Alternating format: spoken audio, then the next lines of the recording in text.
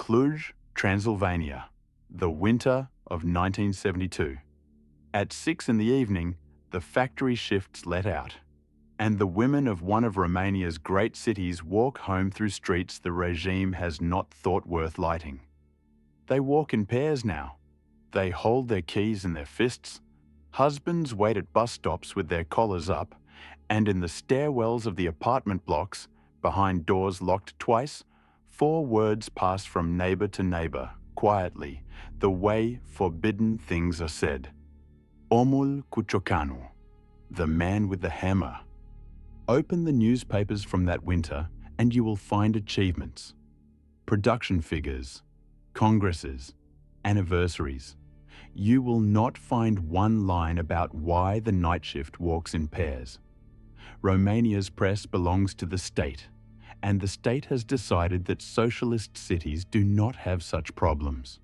So the city counts its dead by rumor instead, on the network Romanians call the ditch radio, and rumor is generous. 20 women, the whispers say. More, some say 200. 200, or 20, or some other number entirely. Half a century later, that question still has no settled answer. And the answer it does have is stranger than any of the whispers. This is the story of a city that was hunted in silence, of the most famous detective in communist Romania, and of a file that ended the way no one, not the militia, not the prosecutors, not the whisperers in the stairwells, could have imagined. This is Eastern Files.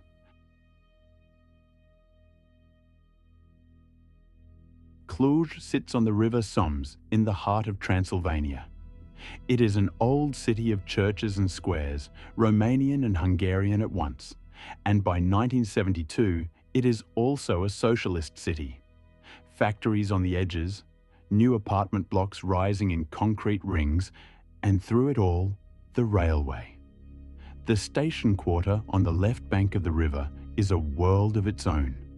Machinist's Street, the railwayman's park, whole blocks where every family has someone on the trains. The railway built this part of the city, staffed it, named its streets. It is a working city, and its mornings start dark. Women walk to dawn shifts at 6. Saleswomen open shops at 7. Students from the villages rent rooms near the centre and walk home from evening classes. A city like this lives on foot at exactly the hours when the light is gone. In September 1972, something began hunting those hours.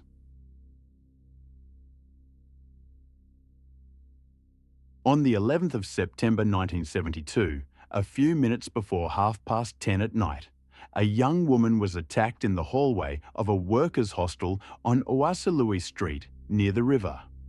Her name was Cornelia Vida. She was 25 years old, and she worked with computers, one of the most modern jobs in a modernizing city. The next morning, a caller told the militia there was a dead woman in the Somme. Her body had been carried 1.5 kilometers downstream to a bridge the locals call the Knackers Bridge. She had been struck 3 times on the back of the head with something blunt and heavy. The examiners wrote down what the water told them. She had gone into the river alive. The militia opened a file and named it after the river, the Somersul file. The investigators who worked it would remember the first weeks as routine, almost reassuring. A victim, a neighborhood, a list of men to question. The file would not stay routine.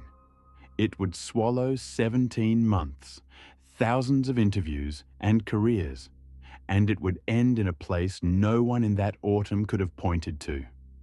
In the newspapers, the death of Cornelia Vida did not happen. No warning was printed, no description, no appeal for witnesses. And yet, by the next evening, the investigators later recalled, the whole street knew, and the street after that. A militia canvas is its own kind of newspaper. 200 officers knocking on doors tell a city more than any headline could. And what they tell, it grows in the telling. The silence was supposed to keep the city calm. It did something else instead. And one thing the first file never held would surface only much later. A close friend of Cornelia's eventually told investigators that back in 1969, 3 years before she died, she had been involved with the man who killed her. The first death in the file may not have been the work of a stranger at all.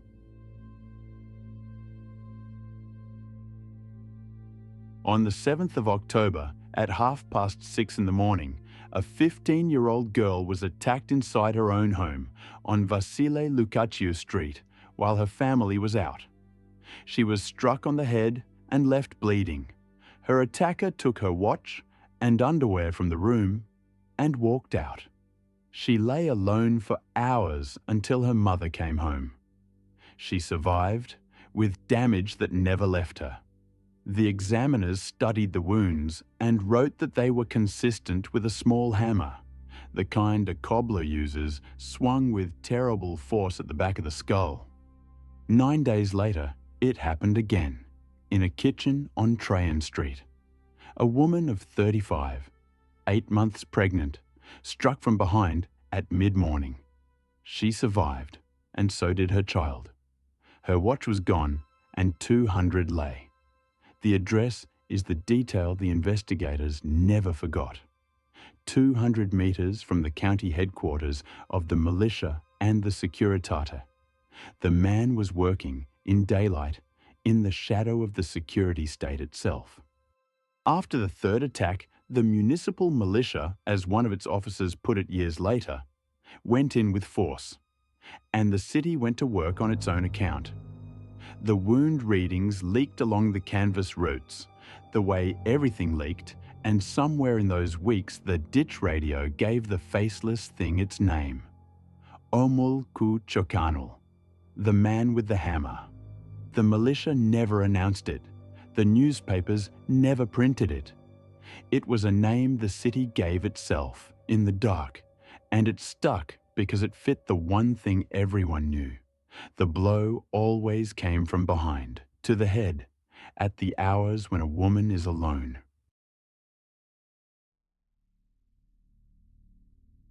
On the 5th of December, at 7:30 in the morning, he entered a house on Machinist's Street, across from the railway stadium, where a 9-year-old girl was getting ready for school, alone.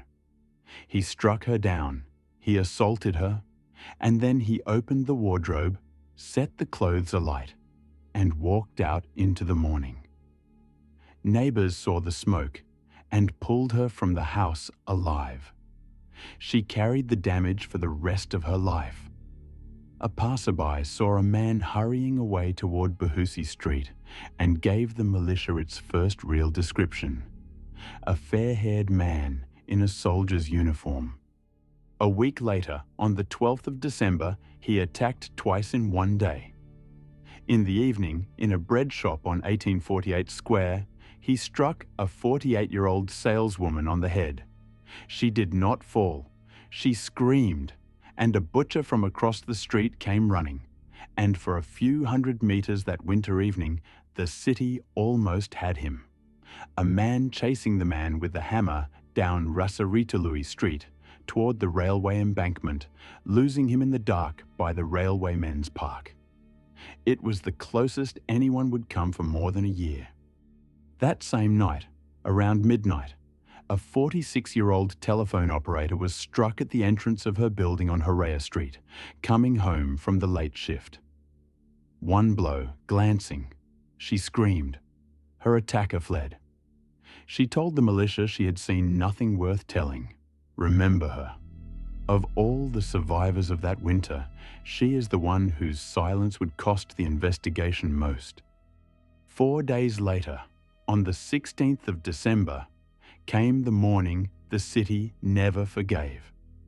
How he chose the girl, the investigators would learn only later from a woman who had handed him what he needed without knowing it. She had known the man for years and called him her protector. He gave her money and gifts and kept visiting after she married and had children. From her kitchen window, he had once seen a girl at the courtyard tap and asked who she was. And over later visits, he drew out the rest. The girl's hours, when the neighbors left for work, when the courtyard stood empty. That morning, he waited for the building to clear, let himself into the woman's flat where he knew the key was kept, took a kitchen knife, and crossed to the room of Aurelia Culia, a 16-year-old student lodging 200 meters from militia headquarters. She was at the table, drawing a map for her geography class.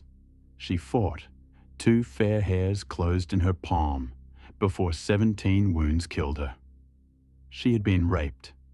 The room was set alight, the door locked, the key taken.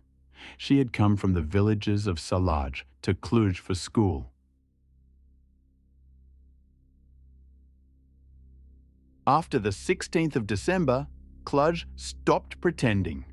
Women refused the night shifts, and factories rearranged their schedules around the fear. Shop girls walked in convoys. Within weeks, 600 militia officers were brought in from 5 neighbouring counties, and the hunt became the largest thing in the city that officially did not exist. Policewomen in factory clothes walked the dark streets as bait, hour after hour, with armed colleagues trailing behind. He never went near one of them. The methods of the era did not stay gentle. Hundreds of men were taken from the streets and held for 48 hours in basements without warrants while their hair was sampled and their alibis were checked. Informers informed. Files multiplied. 4,000 people would eventually pass through the interviews, and the operation found everything except the man. It found depot thieves. It found adulterers.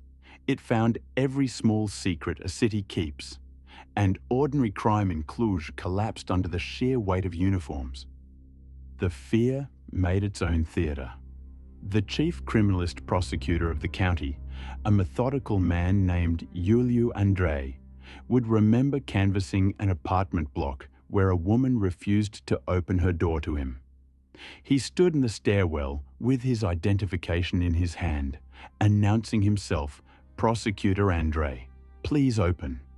Through the door, she screamed back that she knew exactly who he was. You are the man with the hammer. He gave up and went home. By the winter of 1973, the hunters themselves had become figures of terror. The man they hunted remained nobody at all.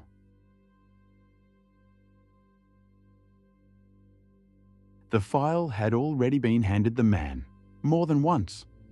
In January, he called on a former prosecutor turned party official, Jipa Stefan, to denounce a neighbour of 70, and then amiably offered his own services to help catch the killer the whole county was hunting. Jipa found the visitor suspect enough to put it in writing. His note, dated the 4th of January, reached the militia and was set aside. A month later, before dawn, a patrol caught a fair-haired man pasting hand-stamped rants to a cinema wall on Horea Street, accusing a neighbour of entering his flat at night through the walls and the keyhole. In his pockets, a kitchen knife with a wooden handle. Under his jacket, a shirt stained with blood. In his bag, 5 small packets of human hair. Hold those objects in your mind, because the file could not hold them. The shirt went to the laboratory, and no result ever came back. The knife and the hair packets were logged, and then they were gone. The man was examined, declared mentally ill, interned, and some months later, quietly released. His paperwork vanished from the archive. In an investigation drowning in suspects, one more madman with delusions about his neighbour did not look like a discovery. It looked like noise. The attacks stopped. Through the spring and summer of 1973, no woman was struck, and the city allowed itself to breathe. Perhaps the terror had simply ended, the way storms end. The investigators later pieced together a different explanation. For much of that quiet year, the man with the hammer was a patient, locked in the very system that had caught him and failed to look at him. The deliverance was an accounting error. And in the autumn, Bucharest decided the Somersul file had humiliated the province long enough.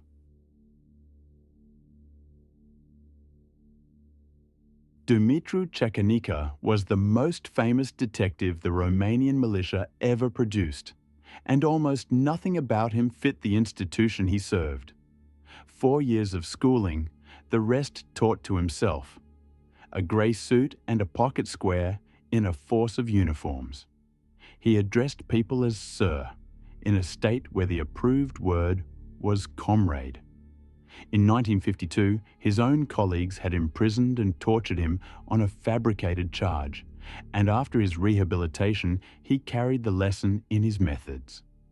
He did not beat confessions out of people.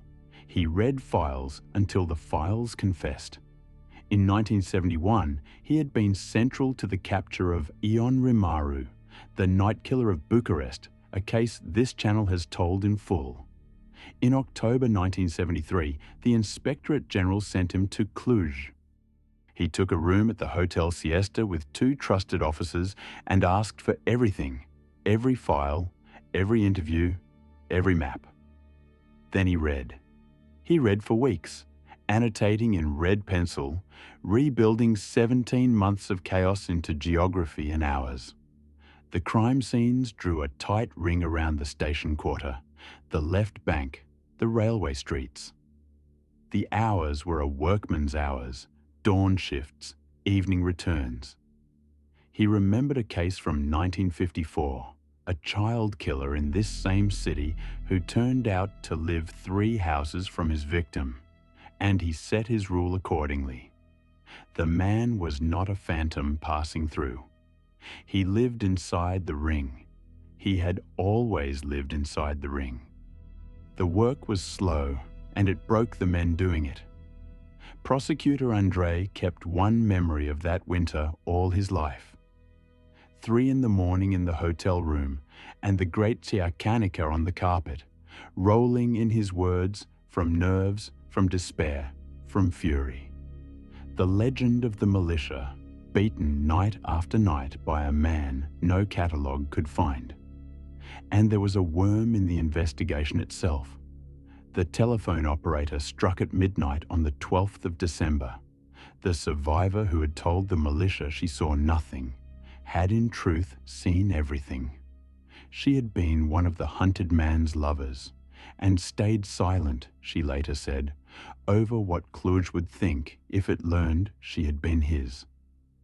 The officer sent to question her she seduced, a militia major, who began passing her the progress of the case and coaching her for her own interrogation.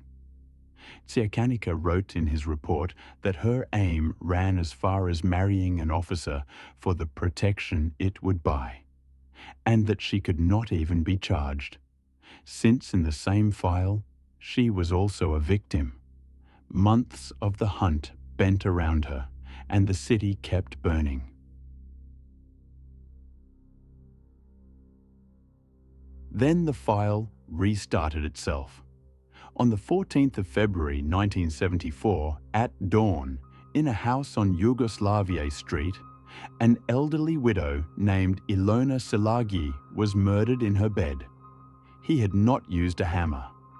She was struck with a bottle, and then a pillow was held over her face until she was gone. And then the bedding was set alight, the small fire once again lit on his way out. It was the 8th attack in the series and the 3rd death, and it had happened with 600 borrowed officers in the city and the best detective in Romania 4 months into his files. Whatever despair the team felt that morning, the scene gave Ceacanica the thing he had been waiting 17 months of paperwork for: a fresh ring on his map, streets where the man had just walked. He ordered the registries opened, not the criminal records, the medical ones. Every psychiatric patient living within the new ring, name by name, door by door. The era's medicine kept good lists. The lists, this time, would be read by a man who believed in them.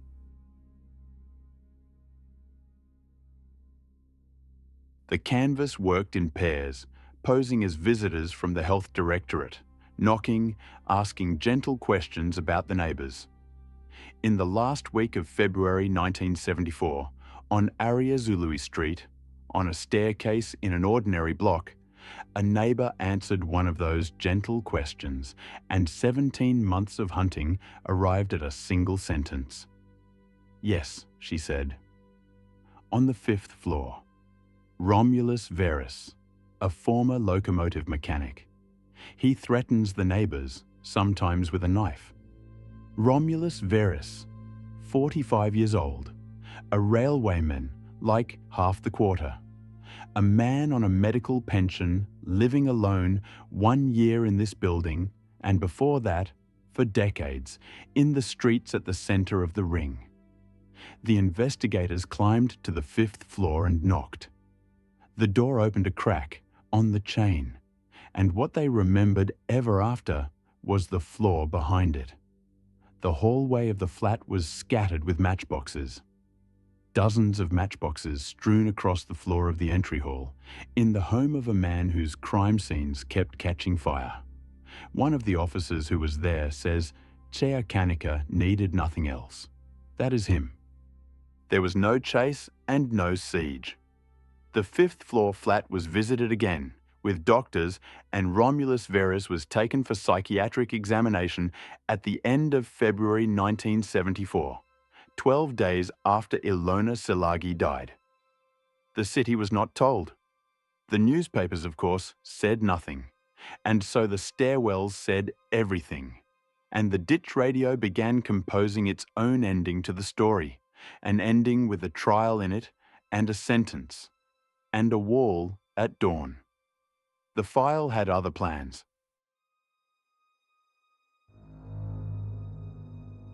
What the search of the flat found has the quality of a dream that does not end when you wake. 7 diaries, kept since 1968, and 5 school notebooks filled edge to edge in a minuscule hand. Conversations with Satan, recorded daily like minutes of a meeting. A calendar with days marked. A medical textbook of forensic science annotated in his writing, at the chapters on wounds to the skull. 2 medical books on sex marked through their sections on deviance. Medicine for impotence in a drawer. 26 keys. A shirt with pieces scissored out of it where stains had been. Women's watches that had belonged to the victims. And copies of hand-stamped rants about a neighbour who came through the walls, together with the stamping kit that had printed the papers on the cinema wall in February 1973. The investigators put it together and understood what the archive had done to them. The fair-haired man with the knife, the bloody shirt, and the 5 packets of human hair. The man whose laboratory results were lost and whose file evaporated. The man they had held in their hands a year before Ilona Szilágyi died had been this man. The quiet of 1973 had been his internment. The city's deliverance had been a clerical accident, and the 8th attack the price of its undoing. In his notebooks, and to the doctors who now examined him, the man from the 5th floor explained his life. The devil ruled him, he said. If you can, he asked the investigators, protect me from the devil. He governs me, and in my name he has done everything. There were 2 demons, and he had names for them. Bear, the cruel one, and Puyu, the milder one. A wardrobe in the flat had been arranged as a place of prayer, where he met them. His arm, the notebook said, would become a hammer, an axe, a blade of air, while the demons flew him over the city. And he watched what the arm did the way a passenger watches a country pass a train window. He remembered nothing, he said. It was not I who killed. It was he.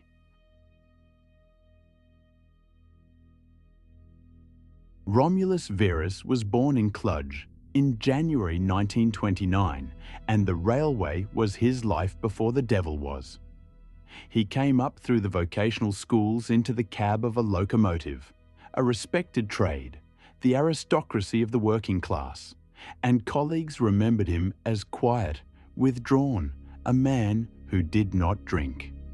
The first Crack the Record shows is in 1968 at the station of Huedin, west of Cluj, a train that did not stop.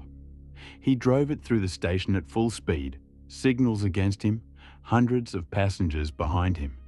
And when his co-driver shouted, colleagues remembered the answer for the rest of their lives. Shut your mouth. I drive this train, and nobody tells me what to do. Satan ordered me not to stop, and I must obey Satan. The railway removed him from the cab and pensioned him off on medical grounds, and former colleagues, decades later, told reporters how he had managed the certificate. A bribe, a whole Fiat car handed over for the paper that turned a fit man into an invalid of the state. His wife divorced him the same year. The clinics of Cluj admitted him in 1970 and again in 1973, which is to say, the system saw him. The state that printed nothing and watched everything held his diagnosis in its registries, his pension in its ledgers, his 2 internments in its clinic records, all of it filed in the same city where the investigation pulled more than 900 psychiatric files in its hunt, name by name, year after year. The Sumsul file was a mountain of paper. Somewhere in the mountain, the answer had been sitting all along. He was not, in person, the monster of the stairwell stories. Neighbors found him strange and frightening. Women, by the accounts of those who knew him, had long found him charming. He carried a savings book and spent freely on them, several women at a time. He kept a photo of Maurice Chevalier, whom he liked being told he resembled, and could change his face, dyeing his fair hair dark. A bottle of dye sat in his rooms, and he had hidden in colder ways than charm. During the killing months, he sought out the father of the child burned on Machinist Street, a man who knew him from the depot, consoled him, and fed him a false lead. 2 strangers met on a train from Bucharest, one in a military blouse, the very uniform the witnesses kept describing. No one thought to check his old railway logbook, which showed he had made no such trip. Romania has a long folklore of monsters, and none had prepared the city for this. Not a creature of the night, but a pensioner of the state railway with a film star on his wall. A string of women who shielded him, some without meaning to, and some to save themselves. And minutes of his meetings with Satan in a school notebook.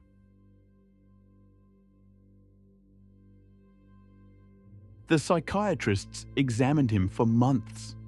The diagnosis they wrote, paraphrenia, names a rare and total architecture of delusion. A mind that has built a second world, complete and internally logical, and lives in it, while the everyday machinery of speech and memory and habit runs on apparently undisturbed. Exceptionally dangerous, the medical board wrote. And then the file passed to the prosecutor, and the prosecutor wrote the document that gave this story its ending. 71 pages signed by Iuliu Andrei on the 17th of July 1975, concluding with Article 48 of the Penal Code. The acts were committed without discernment. A man who was not present in his own actions cannot answer for them. There would be no charge. No charge means no trial. No trial means no verdict, no sentence, no wall at dawn, none of the endings the stairwells had written. It fell to the Cluj tribunal to confirm the order and commit him to a secure hospital, a signature's worth of work, and the court postponed it 12 times. 12 listings across half a year, while the most hated name in Transylvania waited for a judge willing to put his own name under the words, "No punishment." The confirmation came at the start of February 1976. By then, even the city's name had changed, redecreed from Bucharest as Cluj, while the file lay open. The man with the hammer had outlasted the very name of the city he hunted. He was sent across the mountains into the hills of Bihor to the locked wards at Stai, a small uranium mining town that itself wore a dead prime minister's name in those years. No newspaper reported the committal because no newspaper had ever reported the crimes. The ditch radio was left to finish the story alone, and the ditch radio does not do quiet endings. It kept its monster. It multiplied his dead. So, how many women did the man with the hammer kill? Here is what the file itself could ever hold. 8 attacks between September 1972 and February 1974. 3 women dead: Cornelia Vida, Aurelia Tulia, Ilona Selagi. 5 survivors who carried the damage: a girl of 15, a girl of 9, a pregnant woman, a saleswoman, a telephone operator. That is the arithmetic the investigators could stand behind, and it is terrible enough. The folklore in time spoke of 200. 200. The number did not come from a file. It came from the silence. A city that is never told anything must imagine everything, and fear does not imagine small. Unsolved deaths from across the region folded themselves into the legend. The man grew stronger in the telling, untouchable, superhuman. And the state that had censored the panic into existence never once stood up to correct the count, because correcting it would have meant admitting there had been a count at all. The lie was not the 200. The lie was the blank page the 200 grew on. And the legend reaches deeper than the number. Decades later, the men who caught him said a thing almost nobody repeats. There was never proof of a hammer, only a supposition, read from the wounds, that fed the rumours. The weapon in the forensic reports is a blunt object of approximately rectangular shape. The cobbler's hammer was a doctor's comparison, never an exhibit on a table. The most famous murder weapon in Transylvania, the one in the name, in the whispers, in everything the city thinks it knows, lives exactly where the 200 victims live. In the dark, between the lines of a story nobody was allowed to print.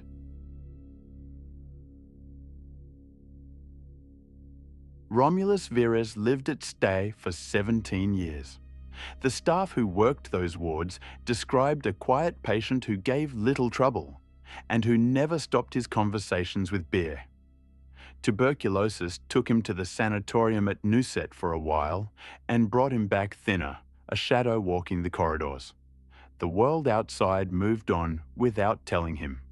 Ceacanica retired a legend and died in May 1987, 6 years before the man he had caught. A free Romania later made him a general, posthumously. In December 1989, the regime itself fell. The censorship died with it, and the newspapers that could finally print the words omul ciocanul found they had a legend to print and almost no facts. Nobody reopened the file. The man it described was already where every system, old and new, was content to leave him. He died at Stai on the 13th of December 1993 of liver disease, 64 years old, never tried, never sentenced, never judged.